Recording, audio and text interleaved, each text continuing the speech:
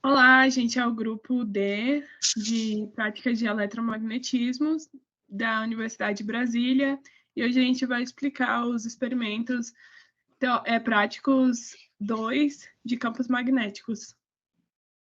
Nosso grupo é composto por Sara, Matheus, Thiago e eu, Isabela. Eu vou começar falando da balança capacitiva.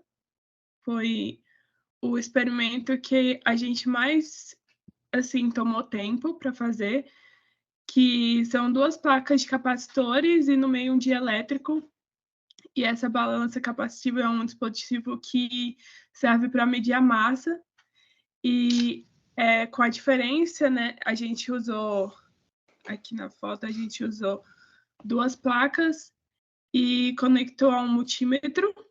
E a gente via que quando a gente colocava um copo com água entre essas placas, alterava a massa, alterava, né, o multímetro e a gente via o valor da massa na balança e depois a gente fazia os cálculos e batia lá com o valor no multímetro, né, que a gente fazia o cálculo com esse cálculo aqui, área sobre a distância, e foi isso. Agora a gente vai discutir um pouquinho sobre o que a gente achou do experimento. Pode começar, Sara. Foi muito interessante. A gente tinha tentado já fazer de outras formas essa balança, né, capacitiva, mas foi muito divertido a gente poder ver a semelhança entre, no caso, tipo, a massa era com relação à quantidade de água, né, que estava lá, que a gente estava, tipo, você aumentando o dielétrico da água, ou tipo diminuindo e aí deixando mais ar do que água, como ele modifica a capacitância do capacitor.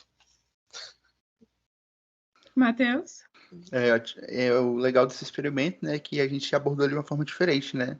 Enquanto os outros grupos estavam botando o capacitor em cima do outro, né, para gerar o capacitor em si, utilizando um pouco do ar que tinha ali, a gente resolveu utilizar boa parte do ar que o professor tinha instruído a gente, né?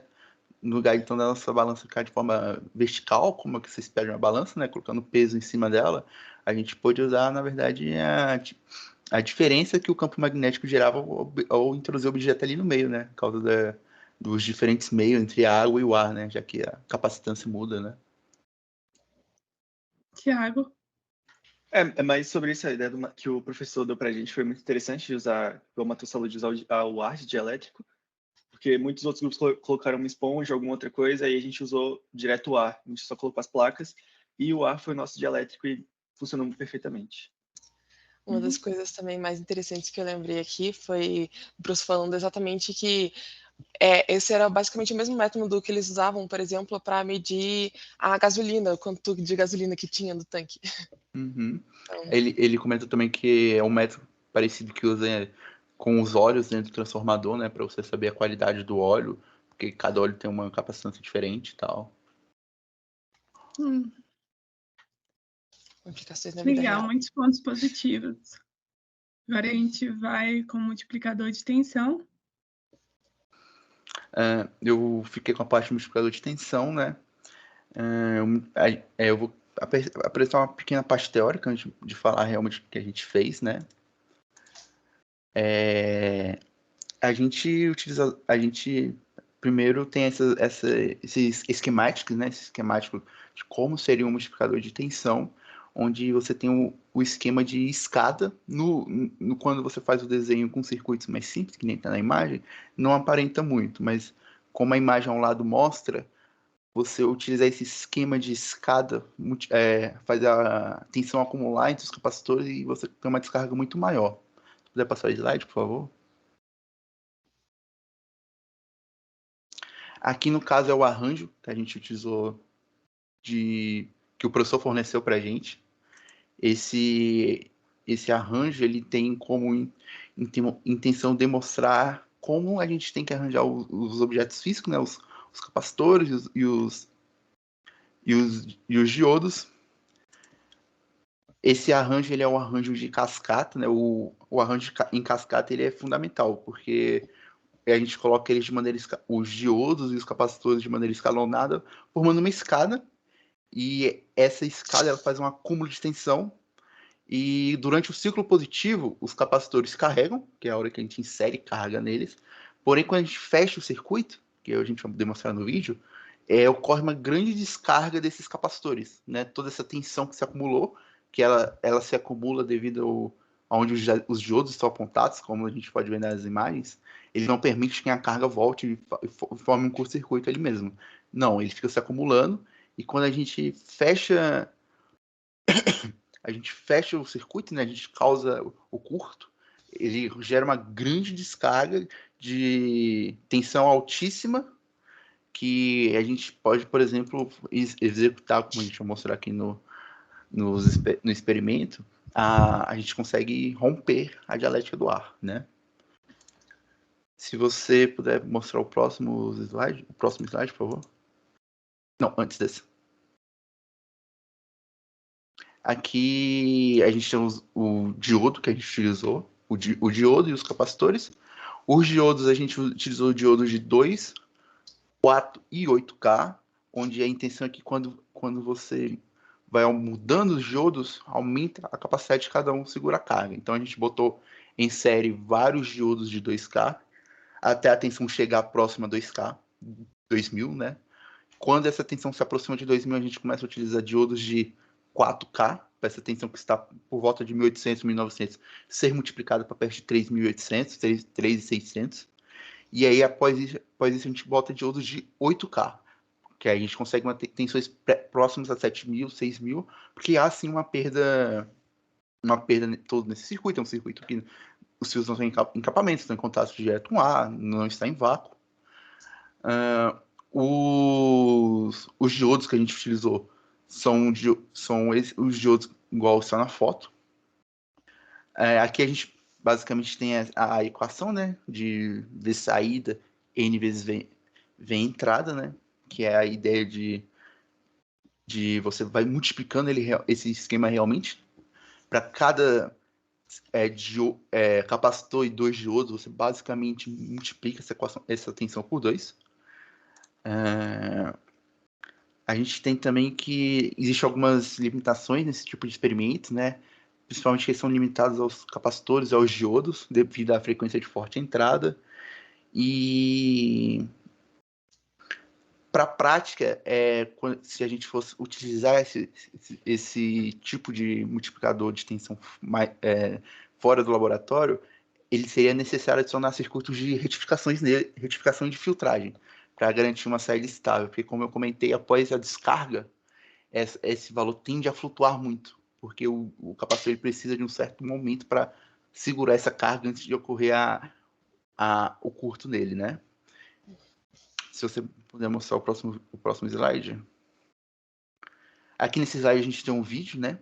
Onde a gente utilizou a placa de circuito de uma raquete elétrica. A gente tirou dela o transformador e a parte antes do multiplicador de tensão. As raquetes elétricas têm um multiplicador de tensão interno. Após a gente tirar esse transformador dela, a gente conseguiu uma onda que funcionasse nesse multiplicador. E aí, no vídeo, como pode ver, quando a gente encosta o jacarezinho no final, a gente está fechando o circuito. A gente está usando uma bateria de 3 volts, né? Então, o jacarezinho está ligado no polo negativo desse circuito. Quando ele encosta, fecha o circuito. E ocorre ali, no vídeo mostra um pequeno raiozinho, né? Se puder passar o slide, por favor. Aqui nesse vídeo a gente vê a proposta do experimento, que é quando a gente sabe o valor para a gente romper o ar, né? Então, a gente sabendo a distância necessária para que ocorra a distância necessária entre os dois parafusos, para quando ocorra o rompimento do ar, a gente consegue calcular qual seria a tensão que o experimento está produzindo. No vídeo ali, a gente aproxima o parafuso para a gente conseguir que ocorra o efeito, né? E aí, ao aproximar, ocorre o que o professor pediu no experimento. Já passou o slide?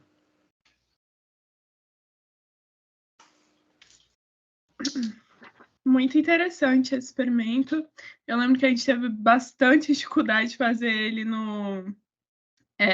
a simulação, né, no Tinkerbell. E o professor mesmo, ele ficou lá com a gente ajudando o tempo todo, porque foi bem complicado. Mas quando a gente acabou fazendo ele, né, o experimento, na parte prática, foi algo bem interessante a gente ver lá o resultado final. Sara? Sim, é incrível também que como quando a gente vê a imagem do negócio, não, isso aqui super de boas, vou fazer assim. Aí não rola. Não funciona. Aí a gente teve que soldar as coisas para ficar bem direitinho. Mas foi incrível aplicar isso na vida real, né? Eu também já pensei. Mas se precisar de uma tensão maior, se tiver só uma bateria lá de 5 volts, já dá para começar. Muito interessante. Thiago? Não tem muito a falar sobre, é só que é muito interessante essa parte o segundo vídeo que ele mostrou do raiozinho sendo produzido, né? Mas é o que eu vou explicar melhor agora nessa apresentação da rigidez dielétrica do ar. Vamos lá. Então, a rigidez dielétrica do ar, ela basicamente é quanto à capacidade de conduzir corrente elétrica. Então, mas quanto o material tem essa capacidade de conduzir corrente elétrica. E então, os materiais podem ser divididos em 3 partes. Os condutores, que eles têm uma grande quantidade de elétrons ligados aos seus núcleos atômicos. Os semicondutores, que eles vão precisar de um estímulo externo para que seu elétron seja excitado e ele conduz uma corrente elétrica. E os isolantes, que são elétrons muito ligados ao seu núcleo. Então, eles estão muito presos e é muito difícil ter uma corrente elétrica ali.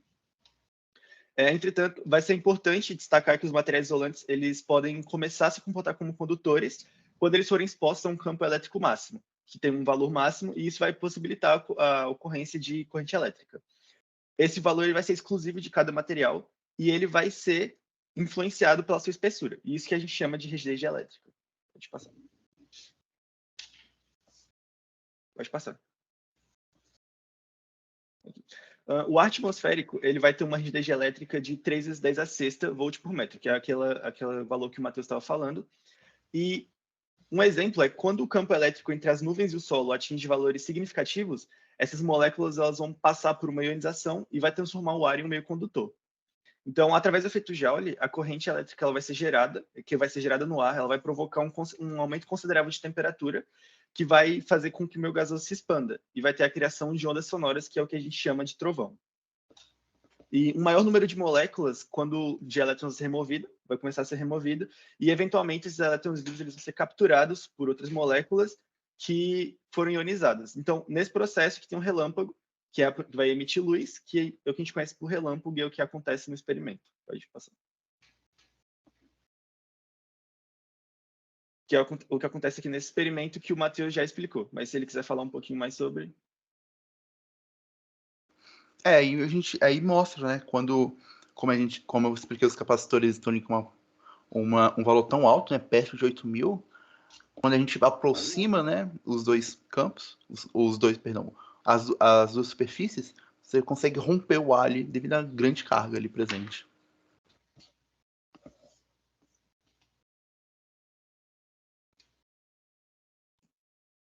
Pode passar.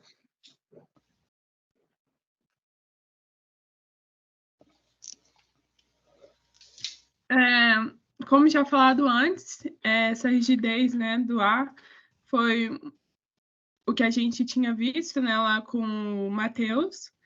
Muito importante. Sara? Eu acho que foi um dos mais incríveis. Parecia que a gente estava fazendo magia. Imagina, vocês pensaram que vocês iam descobrir como é que um raio cai? Como é que acontece esse negócio assim?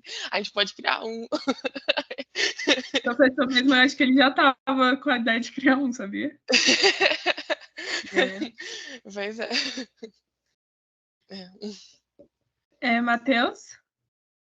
Né, só complementando, né, como essa rigidez ela também pode ser percebida de outras maneiras, né? Dentro do laboratório, a gente, além de usar os parafusos, né, que a gente mostrou aqui, a gente utilizou também, como o professor viu, é a mini antena, né, com papel alumínio, e aí, quando a gente aproximava o LED, o ar estava tão ionizado que a antena conseguia captar esses elétrons, né, e acender o LED, por exemplo. Então, realmente, o rompimento ali era bem expressivo. Agora a gente vai para a parte de simulação com a Sara. Uhum.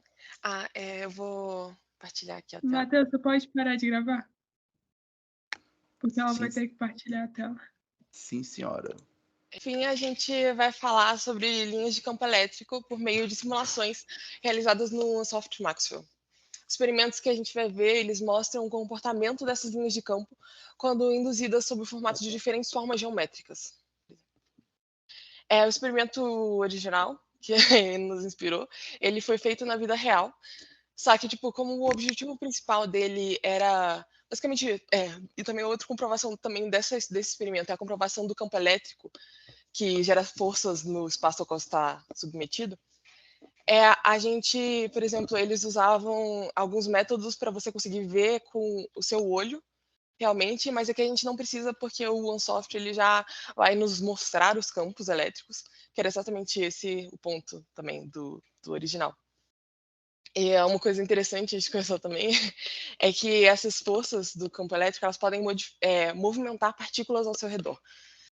Que era exatamente como eles viam o campo. Eles colocavam partículas de fécula, eu acho, acredito, e elas são partículas bem leves e elas vão ser movimentadas no meio do dielétrico que eles colocaram o óleo ali, e elas formam exatamente esse campo que a gente vai ver aqui no experimento. Bom, o primeiro experimento ele foi realizado com duas cargas circulares pontiformes, que uma é a positiva, está apresentando 10 volts, e a outra da esquerda, ela está com 0 volts, que é o terra. As duas esferas foram criadas de alumínio, como pode ver aqui. A gente colocou vácuo como a superfície, o dielétrico, mas não importa se você, por exemplo, colocar o ar, por exemplo, ele vai mostrar o mesmo campo.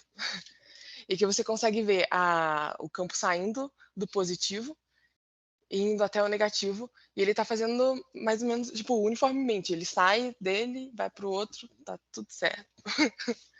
E vai indo. Já no experimento, na parte 2 do experimento, que vou colocar aqui para a gente ver. Aqui eu vou mostrar, calma aí.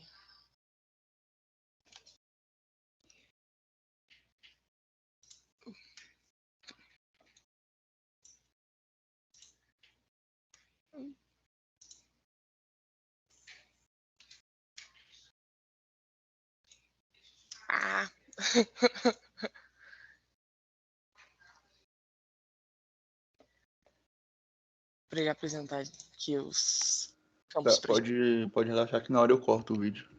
Tudo bem, obrigada.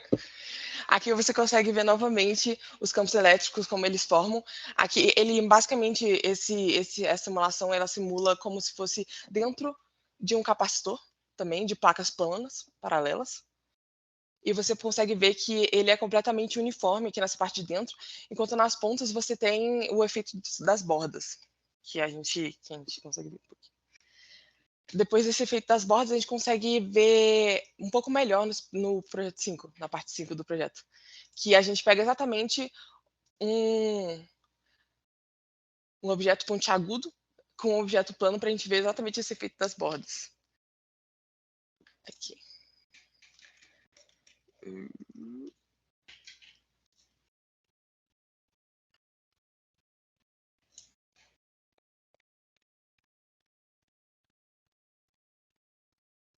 Ele tá um pouco fraco nesse daqui, mas geralmente você consegue ver que aqui na ponta ela é muito, muito mais unida, amontada. Os campos, eles estão muito concentrados na ponta dessa parte plana, do ponto pontiagudo aqui. E aí a distribuição do campo é diferente com relação à base, diferente dos níveis. Pois é. Esse é o efeito das bordas. Por fim, a gente vê o experimento 6. A parte 6 do experimento. Que foi, a gente pegou as placas paralelas e colocou dentro um quadrado que é condutor. O que basicamente era para fazer isso? O nosso condutor foi feito de latão, todos os outros eram feitos da mesma, de alumínio, e o ambiente era o mesmo também. Nesse caso aqui, o nosso continua, as placas paralelas continuam sendo de alumínio, só que o quadrado do meio, ele é feito de latão.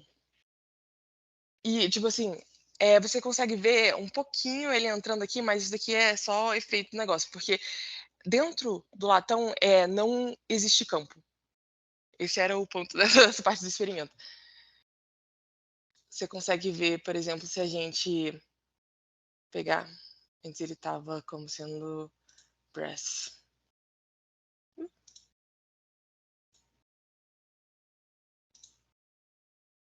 Se a gente trocar, por exemplo, de brass, que no caso é latão, para algo, por exemplo, copper.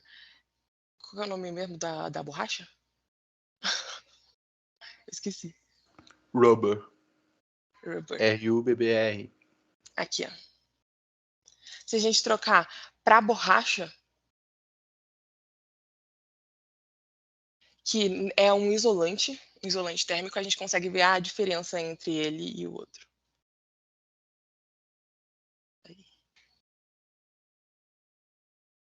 Aqui você pode ver com a borracha, o campo elétrico passa completamente como se não existisse, quase.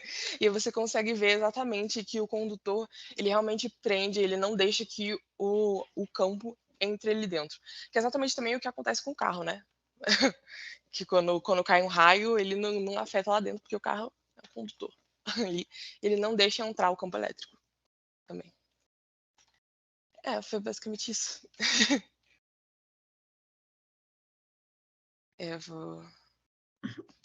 Agora eu vou partilhar. Calma aí.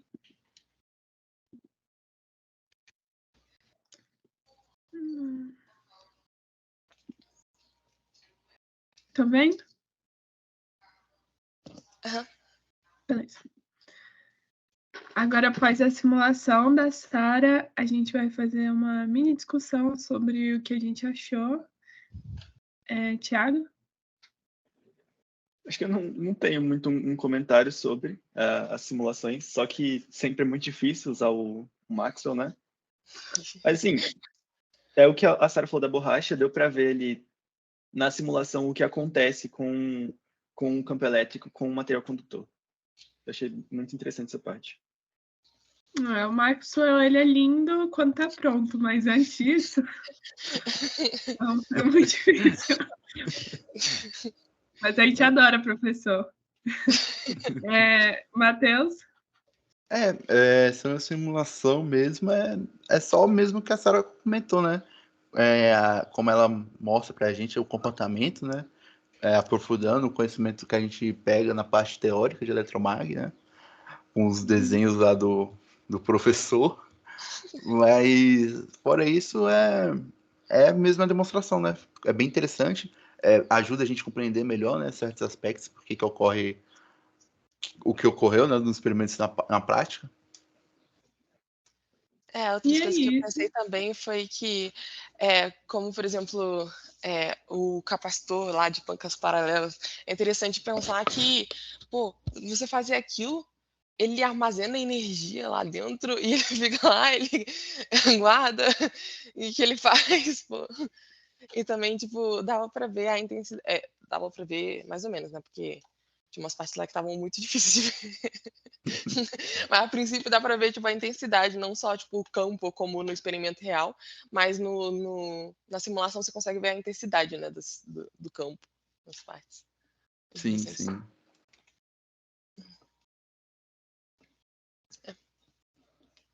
E a gente fica por aqui. Obrigada por assistir. É isso.